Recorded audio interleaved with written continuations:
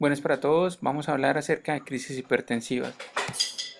Primero que todo vamos a describir unos casos para que ustedes tengan la oportunidad de evaluar. Al final vamos a hacer un quiz en Kahoot para que ustedes puedan contestar unas preguntas relacionadas. Esta es una paciente de 24 años, primegestante, 26 semanas de gestación, quien presenta desde hace 24 horas fosfenos, cefalea y náuseas. Consulta a una clínica donde evidencian consciente con una presión arterial de 162-114.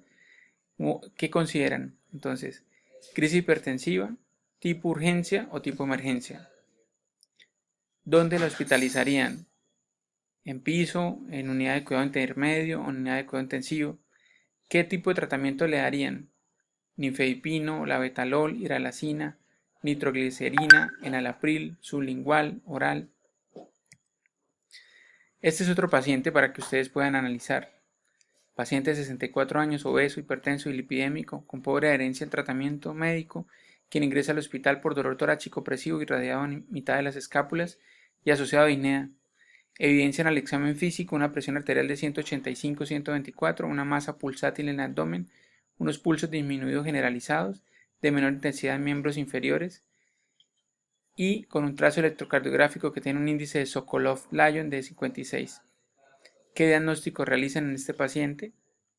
¿Cuál sería la elección del fármaco ideal? ¿De qué forma se administraría el fármaco? ¿Vía oral, sublingual o endovenosa? ¿Cuál sería la meta de la reducción de la presión arterial en este paciente?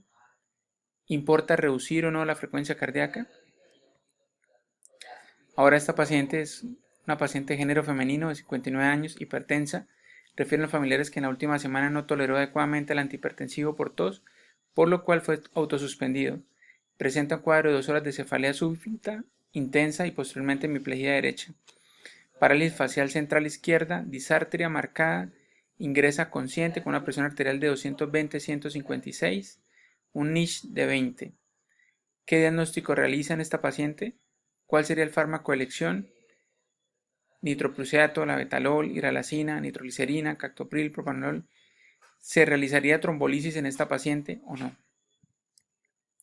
Entonces, dejo estas preguntas y vamos a dar el tema. Entonces, como consideraciones generales, la crisis hipertensiva se considera el 1 al 7% de las consultas de urgencias, más o menos el 1 o 2% de los pacientes con hipertensión en algún momento de su vida van a tener crisis hipertensiva. La frecuencia es mayor en hombres y en afroamericanos en una relación 2 a 1 y el 75% de los casos se produce la crisis hipertensiva tipo urgencia, es decir, sin daño a órgano blanco. Esta es una primera descripción de 1938, un artículo nos habla de la hipertensión maligna, donde ya empieza a describir los daños que se tienen en ese momento. ¿Cómo se define la crisis hipertensiva? Entonces la presión sistólica por encima de 180 o la presión diastólica por encima de 120 milímetros de mercurio. Si no hay compromiso del órgano blanco, se considera que es un tipo urgencia. Cuando hay compromiso de órgano blanco, se considera tipo emergencia. Ustedes ven acá, hay diferentes guías a nivel mundial y las presiones arteriales se consideran crisis hipertensiva de acuerdo a diferentes valores, pero consenso a nivel internacional, latinoamericano y los de mayor relevancia consideran 120, 180, 120, por eso vamos a considerar esa, porque es el que a nivel mundial es el mayor establecido. Sin embargo, quería que supieran que hay diferentes guías con otros valores. Este es un artículo que está mostrando cuáles son los patrones de daño a nivel de diferentes órganos en un registro de hipertensión. Ustedes pueden ver en esa gráfica la encefalopatía, la falla cardíaca aguda, el infarto del miocardio, la falla renal, la disección aórtica son las principales causas de consulta relacionadas con las crisis hipertensivas. ¿Qué causas tiene entonces la crisis hipertensiva? Entonces tenemos la primera y la más importante, no adherencia al tratamiento. Esa es la principal que ustedes siempre tienen que evaluar cuando el paciente presenta una crisis hipertensiva.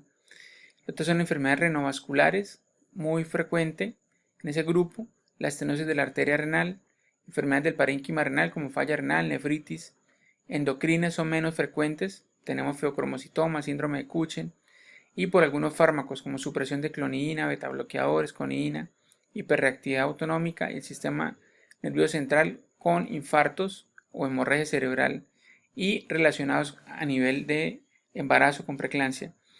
Estas son una descripción realizada por el doctor López Jaramillo, que vive en Bucaramanga, es ecuatoriano, y ellos hicieron una guía de hipertensión latinoamericana.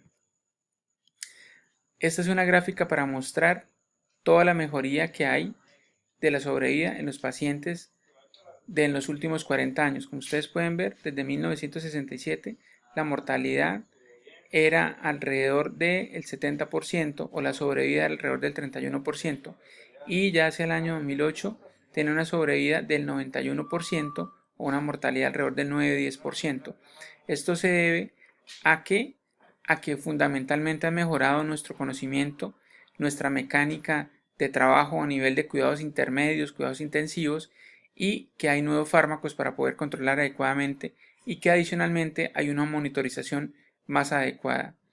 Estas son las causas que están más frecuentemente relacionadas con hipertensión maligna. Ustedes pueden ver acá. Se debe tener en cuenta cuando ustedes evalúan una crisis hipertensiva, el aumento súbito de la presión arterial puede ser de forma instantánea, sin tener previamente la presión arterial, sin tener un diagnóstico previo de hipertensión arterial. Este es el mecanismo fisiopatológico. Tenemos un estrés oxidativo, unas citoquinas inflamatorias, una producción de estrés endotelial, hay una activación plaquetaria y una coagulación de depósitos de fibrina, y se autorregula el sistema. Se produce entonces mayor daño vascular, se produce hipoperfusión y se produce el daño a órgano. Esta es una gráfica de New England Journal del 2019 donde está mostrando el flujo cerebral. Esta es la presión normal a nivel intracerebral y este es el flujo cuando se produce una crisis hipertensiva. ¿Qué es importante? Saber que se debe mantener una presión media, una presión intracerebral media, para poder mantener el flujo cerebral. ¿Qué quiere decir eso? Que si descendemos abruptamente o bruscamente la presión arterial a nivel cerebral, se puede producir una hipoperfusión y puede haber un aumento del daño cerebral.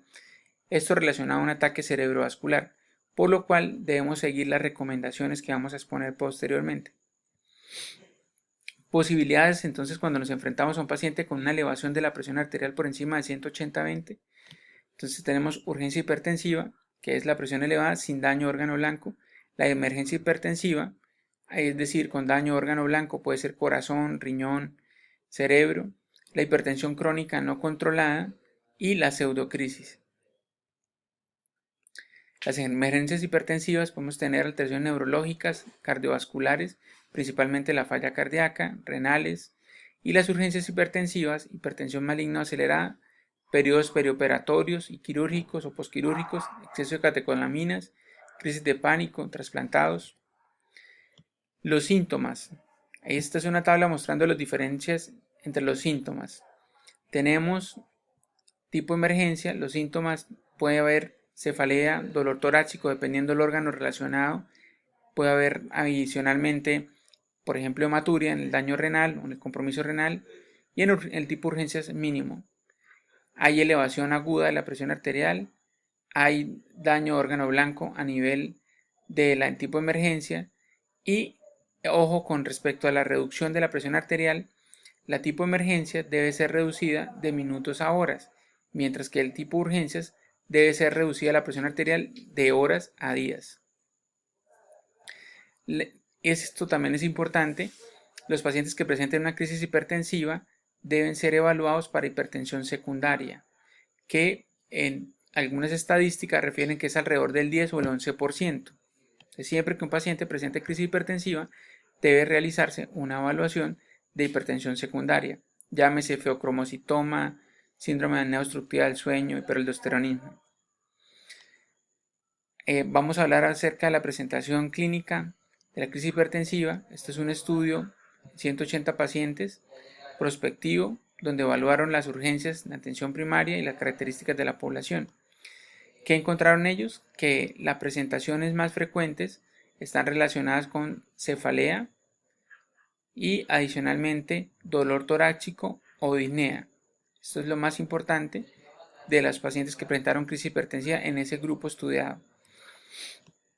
Adicionalmente encontraron que en los diagnósticos de crisis hipertensiva se correlacionaba con una hipertrofia ventricular izquierda, lo que puede decir que en este grupo probablemente había más hipertensos que presentaban crisis hipertensiva.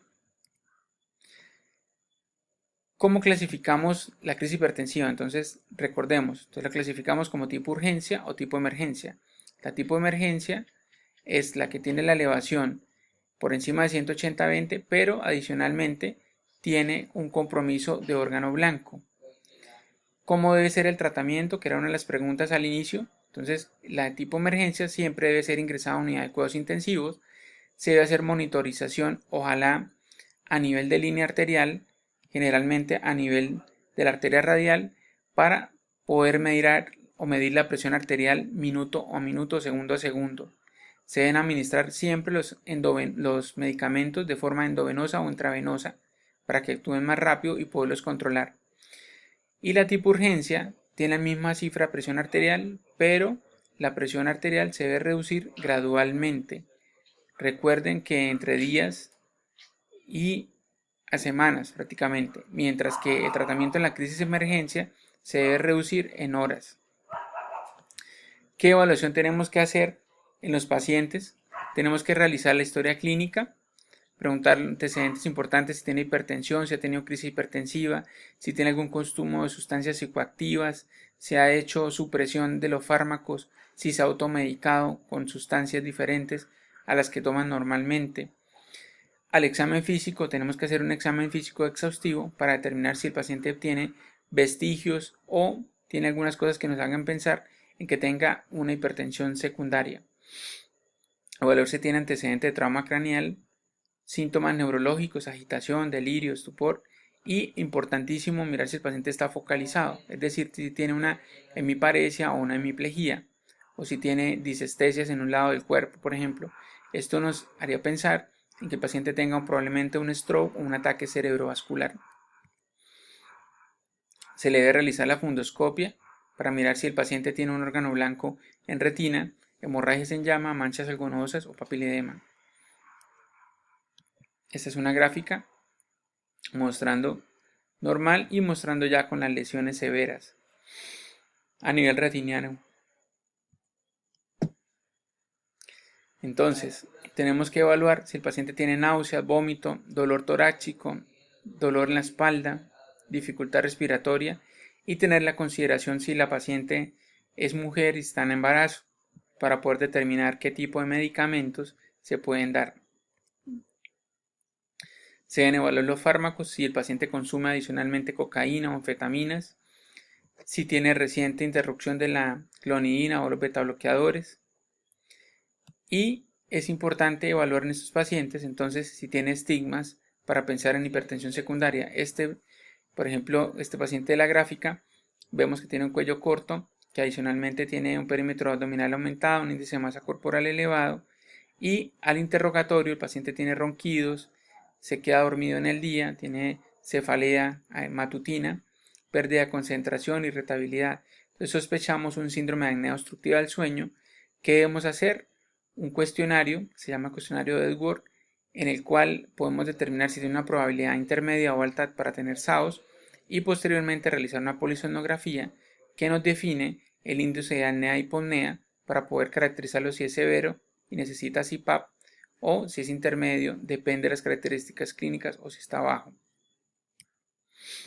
Este es otro paciente, por ejemplo, que tiene antecedentes de diabetes, tabaquismo, tiene probablemente aterosclerosis generalizada, se empezó recientemente a recibir IECAS y produjo disminución de la tasa de filtración glomerular o aumento de la creatinina.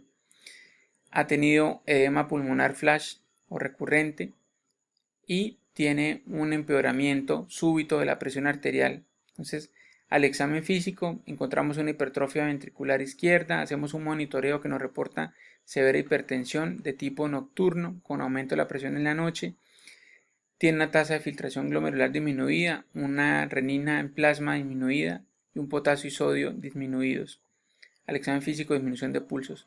Entonces podemos pensar que el paciente tiene un hiperaldosteronismo, que es una de las causas principales de hipertensión secundaria.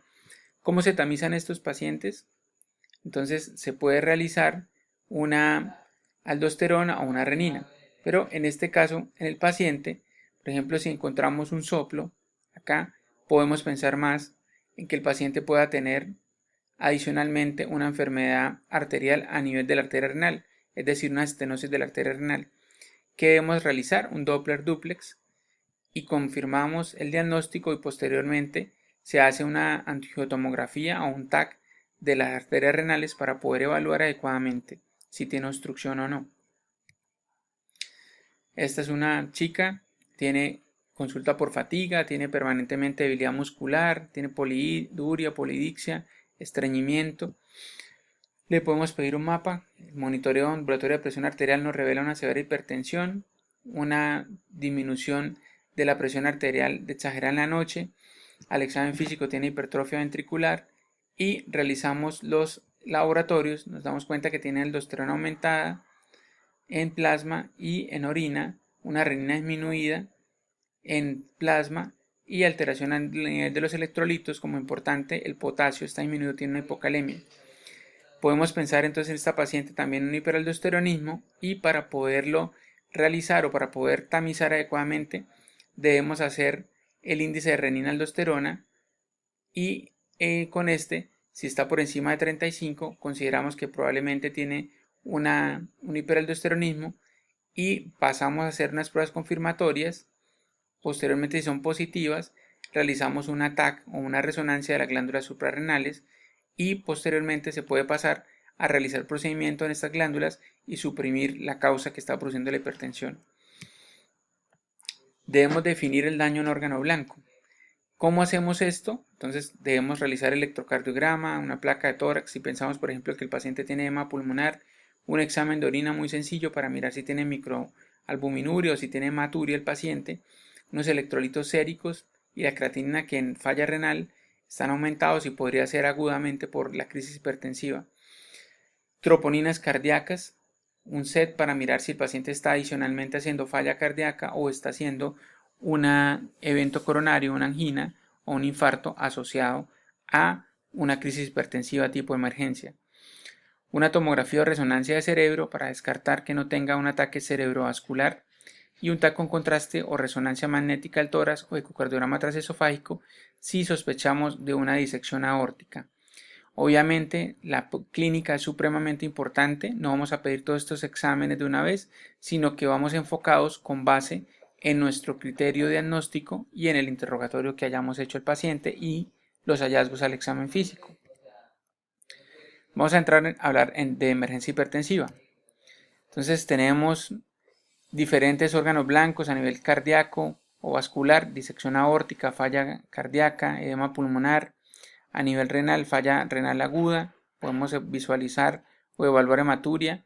A nivel neurológico, ataque cerebrovascular, cefalea, confusión, pérdida visual o amaurosis. Todo esto nos hace poder evaluar si el paciente tiene una crisis hipertensiva tipo emergencia. Tenemos entonces diferentes presentaciones. Vamos a hablar ahora de la crisis hipertensiva asociada al embarazo. Entonces podemos tener una paciente que es previamente hipertensa y se embaraza y luego presenta una alteración durante el embarazo, o una paciente que tiene una hipertensión que se inicia durante la gestación. Entonces tenemos configurado lo que se llama preeclampsia y la preeclampsia sobrepuesta a la hipertensión crónica.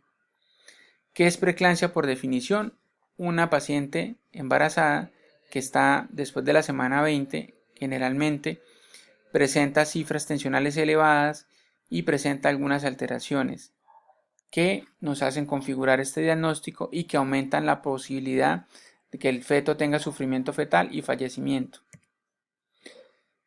Entonces, ¿qué debemos evaluar como cambios severos en la preeclampsia?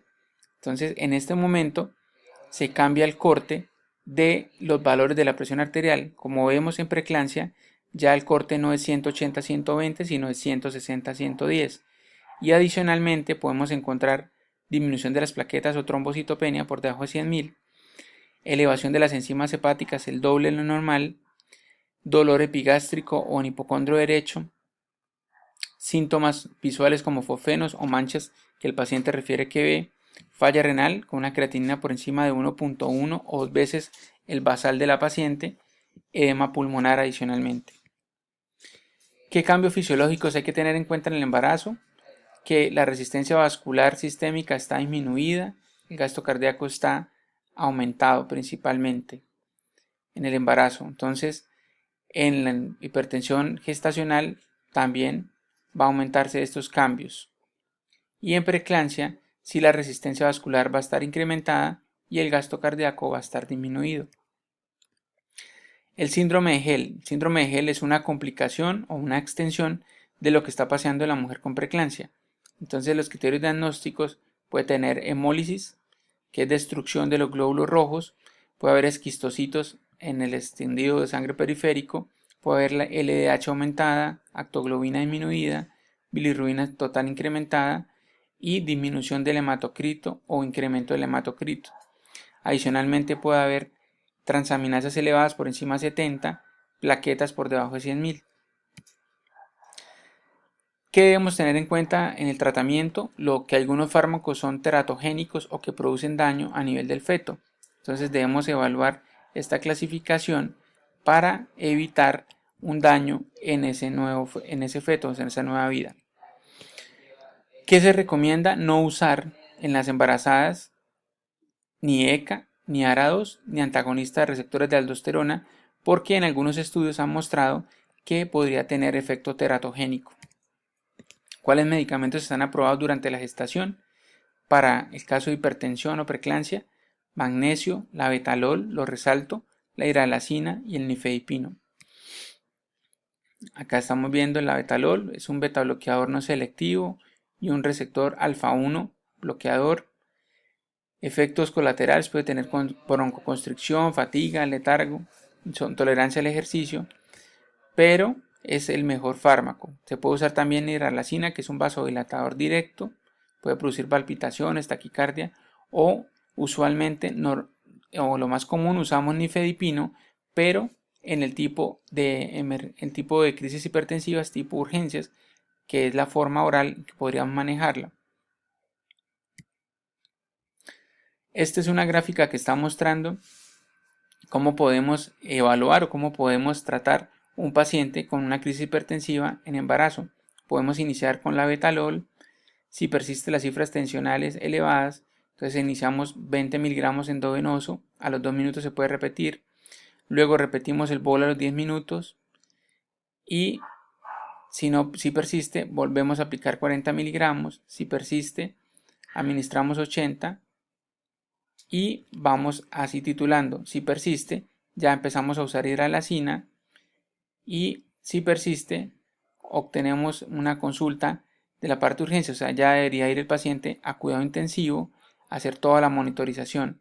O podemos empezar con hidralazina, ir haciendo las combinaciones o con nifedipina. Entonces, estos son los 3 fármacos idealmente usados.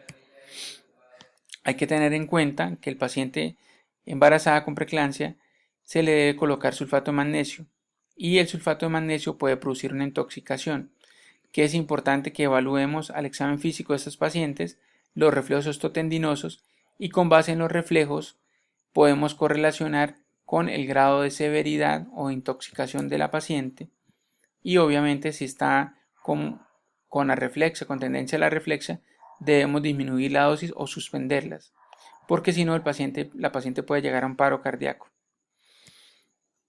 ¿Qué metas entonces para mantener en la crisis hipertensiva tipo emergencia en el caso de preeclampsia? Entonces una presión arterial por debajo de 160 a 110 y el descenso no debe ser mayor del 25% en minutos a horas. Se debe realizar un control de la presión arterial postparto hasta 10 días después del parto. Las complicaciones pueden aparecer hasta 4 semanas después, es decir, puede haber ataque cerebrovascular, puede haber evento coronario y se debe tener en cuenta que se debe controlar el dolor. Paciente que no controla el dolor puede persistir con cifras tensionales elevadas. Con respecto a la falla cardíaca y a la crisis hipertensiva tipo emergencia, obviamente tenemos disnea, estertores, puede tener un S3 o un S4, casi siempre es disfunción diastólica o sistólica preexistente. Podemos hacer una placa de tórax para confirmar nuestro diagnóstico o un PET natriurético que está elevado en la falla cardíaca. Vemos acá al paciente con dificultad respiratoria, con dolor. Podemos tener dos tipos de falla cardíaca, esta que es de predominio izquierdo, ustedes ven la placa con unos infiltrados con edema en alas de mariposa, o una falla cardíaca de predominio derecho con una congestión hepática significativa, con edema en miembros inferiores y con un reflejo patoyugular, ingurgitación yugular, pero con menor disnea. ¿Qué tipo de manejo hacemos en la falla cardíaca? Entonces podemos colocar nitroglicerina, que es un venodilatador y produce dilatación arterial también, dependiendo de la dosis, disminuye la precarga y la poscarga. Podemos adicionar furosemida, 20, 40 hasta 240 miligramos en el día, en el primer día. Adicionalmente, oxigenoterapia, si el paciente está saturado, morfina, que tiene unas propiedades venodilatadoras, reduce precarga, disminuye la conducción cardíaca. Si esto no funciona, el paciente debería entrar en ventilación mecánica no invasiva para manejo del edema pulmonar y evitar reducciones bruscas de la presión arterial. Vamos a centralizarnos ahora en el ataque cerebrovascular. Entonces, el paciente puede ser isquémico, puede ser trombótico, hemorrágico, y hablamos del fenómeno compensatorio, que tiene que ver con la curva, con la gráfica que les mostré previamente, donde no se debe disminuir la presión arterial de forma abrupta, porque si no disminuiría la pico, la presión intracerebral, y podría generar mayor daño. Esto es un estudio que se hizo para evaluar el control de la presión arterial en ataque cerebrovascular de tipo hemorrágico. Se mostró que hay daño en centros de regulación cerebral, hay una activación del sistema renina-angiotensina, hay liberación de glucocorticoides, una respuesta al estrés, y esta es la presión de perfusión del cerebro, que es la presión arterial media menos la presión intracerebral. ¿Qué quiere decir esto? Que si ustedes disminuyen mucho la presión de arteria cerebral, la presión arterial media, van a disminuir el flujo de la presión de perfusión cerebral, por lo cual pueden aumentar lo que se llama la zona de penumbra, es decir, aumentan la zona donde está el paciente con el SB, lo pueden aumentar. ¿Cuál es la recomendación? No disminuir más las presiones de acuerdo a lo que se establecen en las guías. Se hizo un estudio también en el New England Journal donde evaluaron la disminución de la presión arterial. Fue un estudio prospectivo multicéntrico randomizado en pacientes con sangrado intracerebral, comparando la terapia intensiva versus según a la guía o el protocolo, donde se evaluó la mortalidad y compromiso neurológico. Acá vemos que el tratamiento intensivo fue un poco más lacerante. Entonces, ¿cuál es la conclusión? Que en pacientes con hemorragia intracerebral, la disminución intensiva de la presión arterial no resulta en una disminución significativa de los eventos primarios para mortalidad o de la discapacidad. ¿Qué quiere decir esto? Que no debemos pasar nuestros parámetros, porque si no vamos a aumentar la mortalidad y o se aumenta la sobrevida, pero con una mayor disabilidad del paciente. Este es otro artículo mostrando la disminución o la reducción de la presión arterial en una fase aguda de un ataque cerebral isquémico. Y acá está. Vemos que no hay diferencia. Entonces, ¿cuál es la conclusión del ataque cerebrovascular de la American Stroke Association? Entonces, solo se debe tratar si se encuentra por encima de 220-120. Es importante no bajar la presión, ¿sí?, si está por debajo de este valor. La meta en pacientes hipertensos previos es de 180-105 y los no hipertensos es 160-90. Recuerden que se debe bajar progresivamente. Hay una tendencia del cerebro a hacer autorregulación las primeras 48 horas, es decir, el cerebro en sí mismo se empieza a regular y a disminuir la presión arterial durante 48 horas. Solo debemos actuar cuando pase por encima de ese corte. ¿Para qué? Para proteger la zona de penumbra, que es la zona que está alrededor de donde está producido, donde está lesionado el cerebro y que se puede extender la lesión o el ataque cerebrovascular. ¿Qué fármacos son importantes? Son más recomendados el labetalol o el nitroprusiato. A nivel hemorrágico, entonces solo si la presión arterial media está por encima de 150 o la presión arterial sistólica por encima de 200 y una meta de 130 milímetros de mercurio. Vamos a hablar ahora de la disección aórtica, que tiene una mortalidad alrededor del 40%, tiene una mortalidad a un año de 90%. Lo característico es un dolor súbito, desgarrante. Hay diferencias de la presión arterial, el ensanchamiento del mediastino. Vemos esto, hay una laceración o un desgarramiento y podemos ver esto que se llama el FLAT, o la disección. Acá lo vemos en una reconstrucción en 3D. Es una urgencia. Disección aórtica entonces puede ser tipo A, Stanford A o B, más común la tipo A y de peor pronóstico. Complicaciones, puede haber hemopericardio, taponamiento cardíaco, insuficiencia valvular aguda, falla cardíaca, infarto, isquemia cerebral y compromiso de miembros superiores. Se debe tener alta sospecha diagnóstica, se pueden usar tomografía, resonancia con contraste y adicionalmente el ecocardiograma transesofágico en sitios donde no haya la TAC o la resonancia o de forma urgente se puede diagnosticar de esta forma. Metas del tratamiento, el control de dolor, control de la frecuencia cardíaca, aquí es importante controlar, bajar la frecuencia cardíaca, control de la presión arterial, llevarla a una sistólica alrededor de 120. No administrar ninguna terapia anticoagulante. ¿Por qué? Porque puede a través del FLAT producir hematoma y puede producir mayor mortalidad. Alternativas de tratamiento: esmolol, labetalol, metoprolol, propanolol. Crisis hipertensiva asociada a tipo incremento de actividad simpático-mimética. Entonces, causas: consumo de cocaína, anfetaminas, fenenciclida o imaos, también la suspensión reciente de simpatocolíticos o clonidina. Pacientes con feocromocitoma o con lesión de la médula o un síndrome de Guillain-Barré pueden presentar este tipo de alteración. Entonces hay una estimulación alfa-adrenérgica, hay un aumento de la frecuencia cardíaca y adicionalmente hay vasoconstricción. Los síntomas pueden haber midriasis, taquicardia, agitación, estupor, convulsiones, dolor torácico y flushing o enrojecimiento facial. El manejo, cuando es en caso de cocaína, responden a las benzodiazepinas que producen una regulación cerebral. También se puede usar el nitroprusiato o la nitroglicerina para controlar la presión arterial y el dolor torácico. Hay un fármaco que es muy usado en anestesia que se llama la desmetomedina, que es un agonista adrenérgico alfa-2 de uso endovenoso. También disminuye el síndrome de abstinencia, cocaína, opioides. Y el manejo. Entonces, algunas recomendaciones: los betabloqueadores no selectivos como el propanolol deben evitarse debido al riesgo de un aumento brusco de la presión arterial, así como una vasoconstricción coronaria debido al efecto exagerado de las catecolaminas en receptores alfa no bloqueados. Paciente con crisis hipertensiva con evento coronario. Entonces tenemos el paciente con evento coronario, llamamos a un doctor, ojalá que no sea un doctor en filosofía,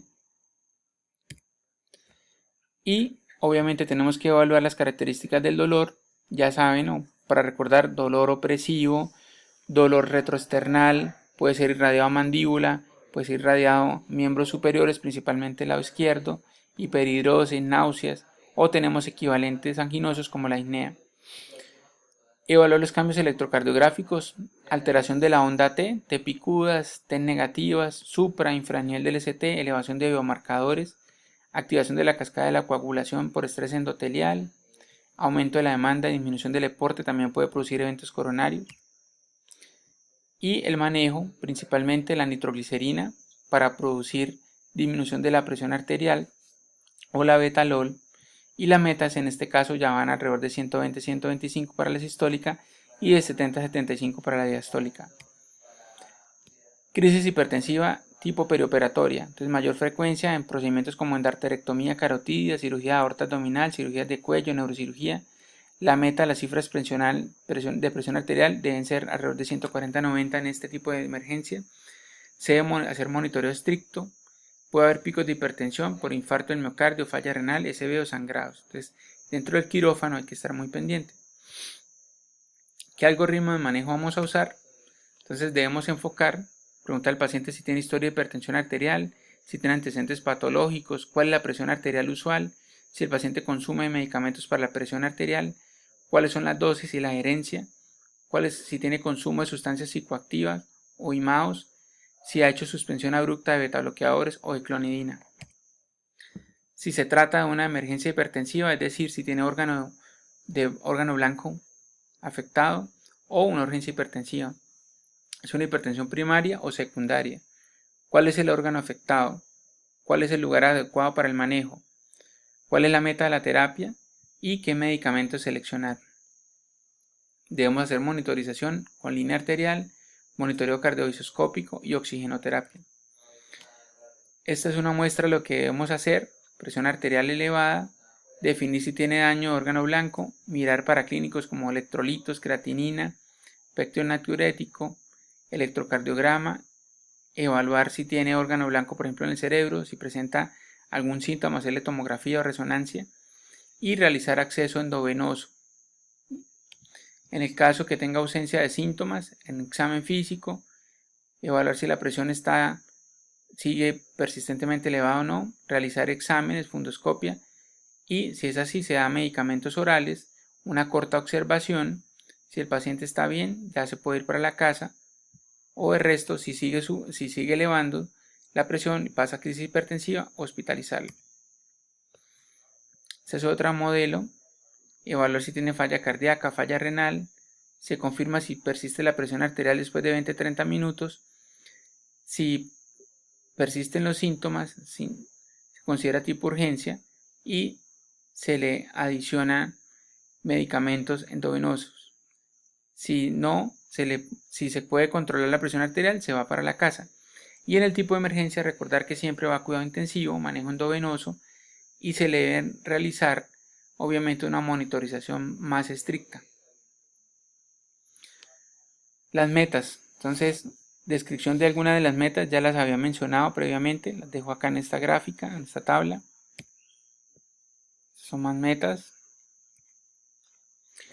¿Cuál es el medicamento ideal entonces para controlar la presión arterial? Entonces, que sea un inicio rápido de acción con vida media corta, fácil titulación, mejoría de hemodinámica, mejoría de los síntomas de forma rápida, que no provoque activación neurohormonal, no cause daño renal ni miocárdico, fácil disponibilidad y costo efectivo. Pero desafortunadamente no hay uno que reúna todos estos atributos. Tipos de emergencias hipertensivas y tratamientos recomendados. Aquí está por cada uno de ellos para resumir: neurológicas, la betalol, por ejemplo; cardiovascular, el nitroglicerina, y otras, por ejemplo la preeclampsia, la betalol, para que tengan en cuenta. Estas son las dosificaciones que se deben usar en los diferentes tipos de fármacos usados para la crisis hipertensiva tipo emergencia. Dejo la lista. Manejo de la urgencia hipertensiva. Entonces, mantener al paciente en reposo 30-60 minutos y en lugar tranquilo. Establecer la meta de reducción de la presión arterial a niveles seguros, un 20-25% de los valores iniciales en 2 a 3 horas, sin intentar normalizar totalmente su valor, que se debe alcanzar en días a semanas. Dar prioridad al control del factor precipitante, dolor, fiebre, retención urinaria o ansiedad. ¿Qué quiere decir eso? Que si presenta alguno de estos se debe corregir. Si transcurridos 30 minutos persisten valores de presión arterial altos, se debe iniciar tratamiento hipotensor por vía oral. Y ojo con esto, siempre evitar la vía sublingual para manejo de la presión arterial, porque la absorción es errática. Entonces podría tener demasiada absorción y producir mayor daño. Elegir el fármaco hipotensor dependiendo si se trata de un paciente con hipertensión en tratamiento. Por ejemplo, si venía tomando clonidina y la suspendió, se le debe dar ese tratamiento. Si venía tomando un beta bloqueador y le suspendió, se le debe adicionar ese tratamiento. Conocer la farmacodinámica y la farmacocinética de los medicamentos. Captopril inicia más o menos a los 15-30 minutos, ejerce su máximo efecto a los 50-90 minutos y tiene una duración alrededor de 6 a 12 horas. ¿Sí? Valorar contraindicaciones. Falla renal, por ejemplo, si el paciente tiene una creatina por encima de 2, no debería darse un IECA o un ARA2. Si tiene hipercalemia, un potasio por encima de 5.5 tampoco, porque puede aumentar y generar arritmias. Sospecha de hipertensión renovascular en pacientes monorrenos y mujeres embarazadas. Y la urgencia hipertensiva, que tras el abordaje inicial y pasadas 2 a 3 horas persiste con valores superiores, debe trasladarse a un nivel superior y obviamente hospitalizarse. seguimiento de la urgencia hipertensiva en un mes, exámenes de control, principalmente función renal y electrolitos, idealmente realización del monitoreo ambulatorio de presión arterial, tamizaje de hipertensión secundaria, que como les había comentado puede ir del 10 al 12%, y evaluar la adherencia. ¿Qué es la adherencia? Que el paciente no consuma demasiada sal, haga actividad física y se tome los medicamentos. Quiero hacerles la invitación. Nosotros veníamos planificando desde hace 2 años este gran evento para el 13-16 de agosto del 2020. Era de forma presencial, pero todos sabemos que la pandemia ha cambiado muchas de las cosas que estamos haciendo en este 2020.